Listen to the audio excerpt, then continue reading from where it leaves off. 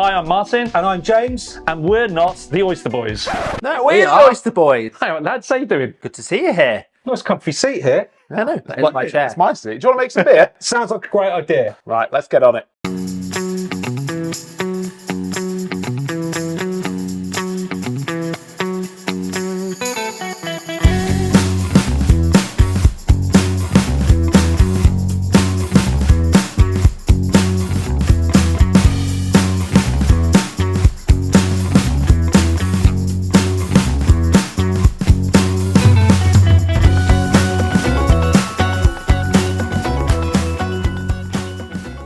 Welcome to the Malt Miller YouTube channel, Homebrewers, and we are back with our first Brew With You of 2025. And Martin and I are thrilled to have made the drive up to Chester today to meet with some of your favourite homebrewing YouTubers, Mark and Penny, the Oyster Boys. Thank you both so much for having us. No problem at all. Yeah, it's an absolute pleasure. Really, really excited to brew with you guys. Yeah. Cannot wait. So for everybody watching at home, what are we going to be brewing today? We are going to be brewing a wheat beer with lots and lots of dry hop additions as well, and late addition hops. So like a Hopfenweizen. Yeah. Oh, brilliant. Yeah, I mean, it's basically, I absolutely love wheat beers, riding that wheat train. You love the super hoppy beers, so we're thinking... Yeah. It's a mashup. Yeah, absolutely. When worlds collide. There's some amazing commercial versions of that style out there already. I mean, I've had stunning ones by Siren, Cloudwater used to do a series of them, so yeah, really looking forward to trying this. Yeah, but when you look around on websites to try and find a recipe for it, there's not a lot really out there that I've seen, so it'd be interesting to see how it comes out. So you brought your two genius minds together to create this recipe? Yes. Pretty much. Are you referring to us as being their two genius minds? I'm not going to say anything after that. Mark, Penny, thank you so much for inviting us up here to come and spend the day brewing with you. Martin and I are both really excited. Martin's just outside, keeping a very close eye on the Grainfather. Before we dive though into kind of what we're brewing and like exploring the recipe in a little bit more detail, I think what would be really good is to just get to know you both a little bit more. For anybody at home that is watching this that hasn't discovered the Oyster Boys Brewing Co., you know, you two have been running a YouTube channel for a little bit now and successfully homebrewing. Some interesting adventures, shall we say, along the way. But yeah, I think, you know, where I'd like to start is first and foremost, tell us a bit about kind of your journey, how you met each other, how you ended up homebrewing, that sort of stuff. Do you want to...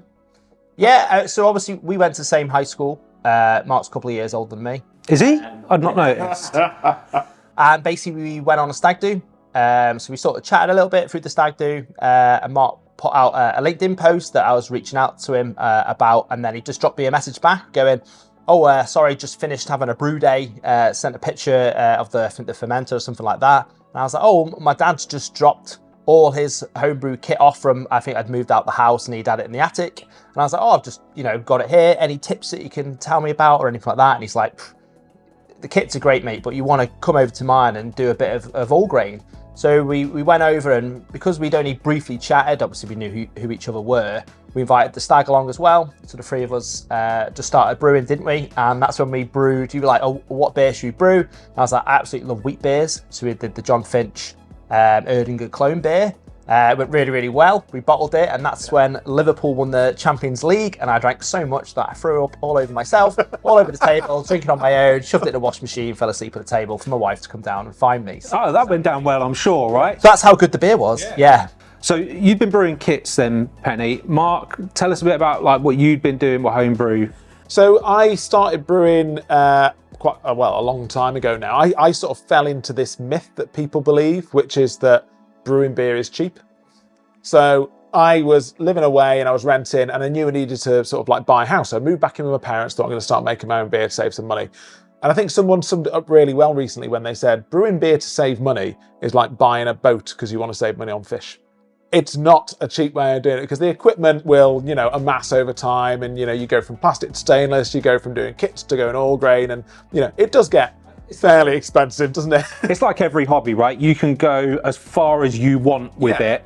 And, some people will be happy brewing on like a plastic 3-vessel system or simple brew in the bag setup. But if you're passion for kind of the equipment as well as the beer expands, then the bills can add up a little bit. Yeah, I think it's you're paying for the freedom to be able to change things to the minute detail, really. Because when you're brewing with kits, and there's some really good kits out there, but you are starting with a base kit and you can tweak it and change it, but ultimately it's still going to be that kit with some additions. Whereas when you do all grain, you can think, okay, well, I didn't like that recipe because there's too much wheat malt in it, so I'll dial it back on the next one, and then I'll change the hop timings to make less bitterness. So you've got all that freedom. But I mean, I started out brewing with kits, and then got into doing some temperature control, then different additions, and then I thought, you know what, I'm just going to go all grain because I want that amount of freedom to do it with. But when we started brewing together, because I think you were looking at getting some more brewing equipment, and I said, well, there's no point. Because I already own it. And one of the things about something like a Grainfather, for example, it is quite a chunky piece of kit to buy, especially if you're not sure if you're going to like it. So we just said, well, we'll just share mine. That's very generous of you. I know, I'm a nice guy sometimes, So, and then that's how we did it, and we just started brewing together and drinking together, and it blossomed from there, didn't it? Yeah, I think what really sort of got the ball rolling was we had COVID, so we'd literally do a brew day, and then we'd transport the kit to someone else, leave it at the front step 2 meters back. There you go. And basically we build up all this beer because, you couldn't share it with anyone and stuff like that. And then as the lockdown started to ease over, I'd say, oh, this is all the beer I've been brewing, and talk to Mark about it and vice versa. I really like the classic styles and certainly the Hopfenweizens, the wheat beers, the wit beers. You've liked a lot more the hot ones. And it was sort of like polar opposites of what we liked. So it was like trying to convert the other person onto it. So when we did a brew day, I would bring some of that kit when we could actually sit down with each other and give a little history about it. I love doing the research about the beer. This is how they come about it, and then vice versa. And actually we started to convert each other to really like the other styles of beer. And then I think basically you'd seen some other channels at the YouTube, and then we said, maybe when we're talking about this, we should film it. Yeah, because an all-grain brew day is not a short day, is it? I mean, you're there for, minimum, I reckon, start to finish with clean up, minimum of 5 hours, really, I think, all in. Often longer, especially if you drink, it can be longer. And you get periods of downtime in between, right? But, we had so much downtime, and we'd seen some videos that, if I'm honest, they could have been better. And I thought, well, if they can get people watching their videos doing that, well, why don't we give it a go? So we started filming ourselves talking about beers, mainly commercial beers at first, with the odd homebrew one thrown in. But then when we looked at it, we saw that the engagement and the views on the homebrew videos were massive compared to the commercial beer. And this is when we were first starting out. You might get 40 views on a video and be over the moon with it and stuff like that. And we saw that the homebrew ones were what people were engaging with and asking questions and talking about. So we're like, well, let's just focus on just that. So it's really interesting to hear that's like the origin. And then I guess one last question on it. Who chose the name Oyster Boys? Well, we just needed a name. Yeah, we just needed a name, and we're all standing around, and Mark went, what about Oyster Boys? And it went with it. But now if people ask, I gotta say, because we give pearls of wisdom. Right, we are obviously going to be brewing. So what are we brewing on today? We're brewing a Grainfather G30 alongside an old battered Tiern that we use as a spa draw teaser. So this is the Grainfather that you've been sharing for the last few years? Yes, yeah. I mean, you were saying earlier it's a bit like Trigger's Brewing, isn't it, really? Because we've replaced some bits. I think it's had a new controller. Yeah. It's had new lid. The new lids, new roll plates. It's got a new bottom ring. Yeah. It's got cam lock instead of the little screw fittings. There's been a lot of additions to it. And then the Tiern was, I think, 40 quid on Marketplace, something like that. That's what we ever done. Probably put our sparge time by like an hour or something. Excellent. So have you done any water additions or anything like that? What are we doing with that side of things today? So we've started with just RO water, nice clean profile, and then we've used the Grainfather app to calculate the water additions for a Weiss beer. Nice and simple. Yeah. Right. Should we go get doughed in? Yeah, let's go for it.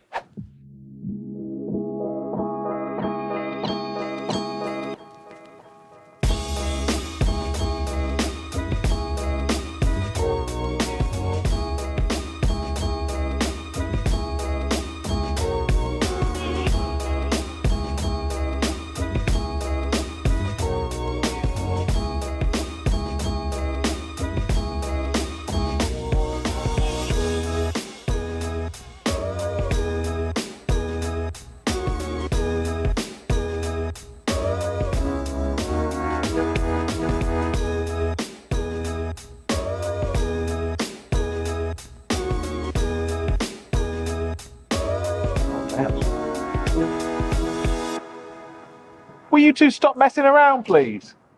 Meant to be doing the sparge. Right, Mark, now the kids have stopped messing about and your junior brewer's back on with the sparge. Yeah.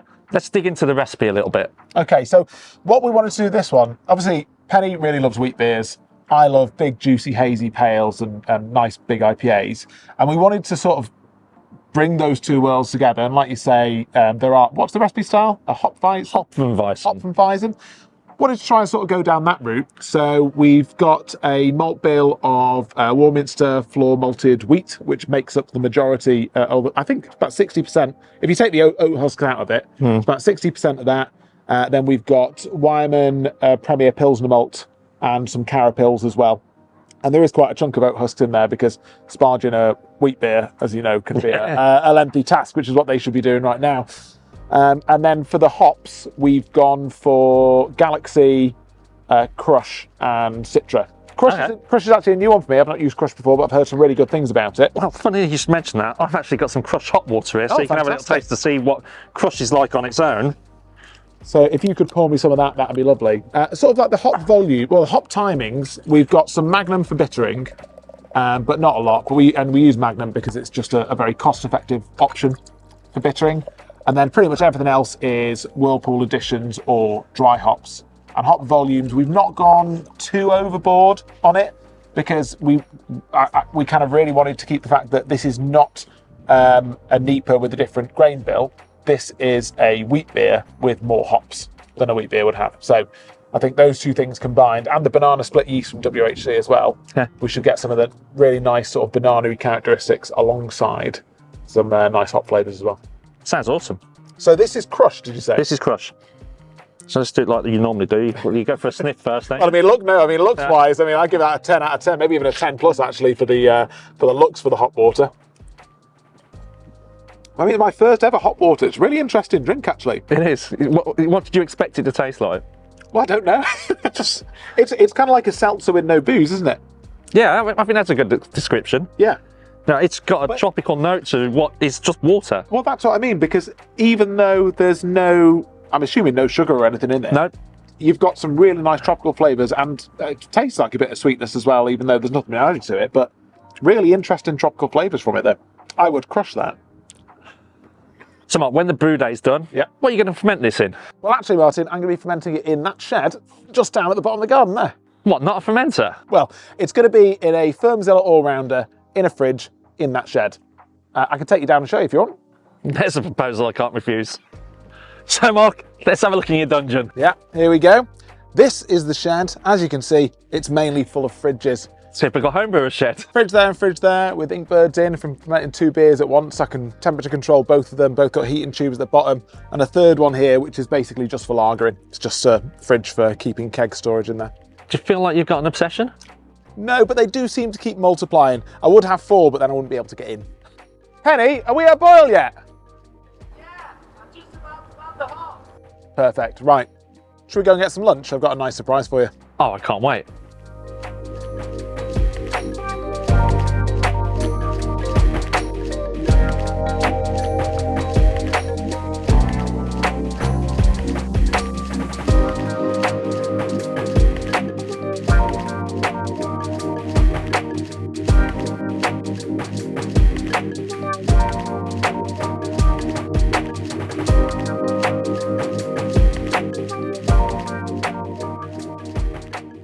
So boil's done, we're onto the whirlpool, and you've just fed us the most amazing thing that wasn't a quiche. Quiche. Yeah, it was. It was brisket for lunch today.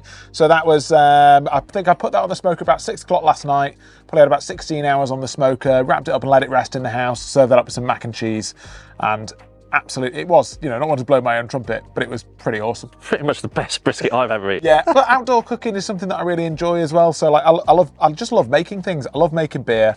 Love making pizza, love smoking meat, love pickling and fermenting and stuff like that. I'm just absolutely into it because when you get into it and when you get good at it, it's just going to be so much better than stuff that you go out and have as well. Can totally relate to that. Even at Malt Miller, Rob, James, myself, we all love outdoor cooking, barbecue, pizza, fermenting. We've done a few videos on that as well. So it is very much part of that brewing culture, I believe. Yeah, and but you like making your own stuff at home and growing things as well, don't you? Yeah, I mean, obviously I do my own sourdoughs and stuff like that. I've tried my hand at making some sauerkraut and stuff like that. Anything that ferments, really.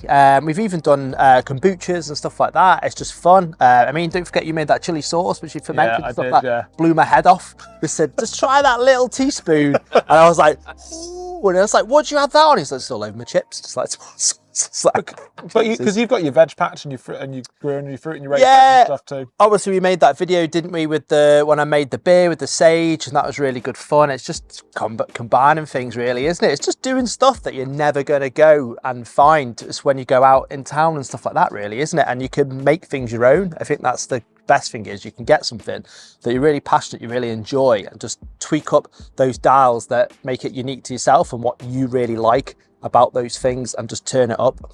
And it's always great to come around and eat his food. Look, while we're stood here and this is whirlpooling, all I can smell is hops, man. Citra, Galaxy and Krush, it's just a big whack. In terms of beers that you like, I know you're a massive fan of Stella. Yes. And hoppy beers, but like, what kind of breweries and beers are you actually buying and drinking in the pub? I love Verdant, as probably a lot of people that be watching this video do. Absolutely fantastic brewery, and the stuff that they put out is just, you know, on another level a lot of the time. Daya, big, huge fan of Daya as well. But I do have that soft spot for big, crispy lagers. And Stella, as much as people don't like to talk about it, it's the best-selling Belgian beer in the world. So you can't really go wrong with that one. How about you? Yeah, I think for me, I mean, my parents, they often just drank lagers. That's all I ever sort of known. And then I remember going to a Samuel Smith's pub, and they had that wheat beer. And I was like, oh, what's that? It's Glow Up. Tried it, and it's like, wow, this is like something I've never really tasted before. And I really was intrigued about that yeast characteristics that shine through. They've been the sort of beers that I've tended to lean to. I really like, obviously, the German styles. Your Weihenstephaner, that was probably my favourite beer. Even like Franzicana, but even like Belgian wit beers as well. I really like the fact that you're spicing those beers with bits of orange peel and coriander and stuff like that. And that's for me, that's like where I sort of really get my passion from. Right, this whirlpool's almost done. Yeah. You got a fermenter ready? Not yet. Right, well, can you get that ready? I'm going to go for a nap after that lunch. I really need to get my head down.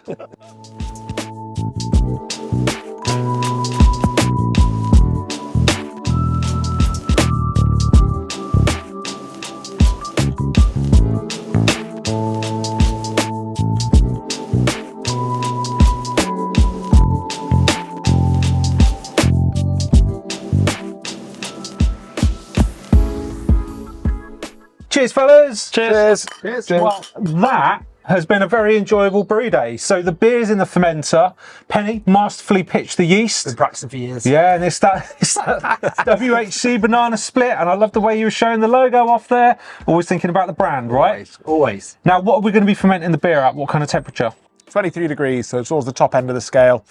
Maybe try and push those banana flavours a little bit. Right, okay, nice. And then there's a dry hop as well? There is, yeah. I'm probably going to do that maybe just after fermentation's finished. I'll add the dry hops. Short contact time, maybe 2 days, and then transfer it out to a keg. I did notice as well that you used ALDC and Clarity as well, Mark. Yes, I did, yeah. Don't want to have to worry about diastill, and I'll dose it again with ALDC when I do the dry hop addition. Just stop any of that happening.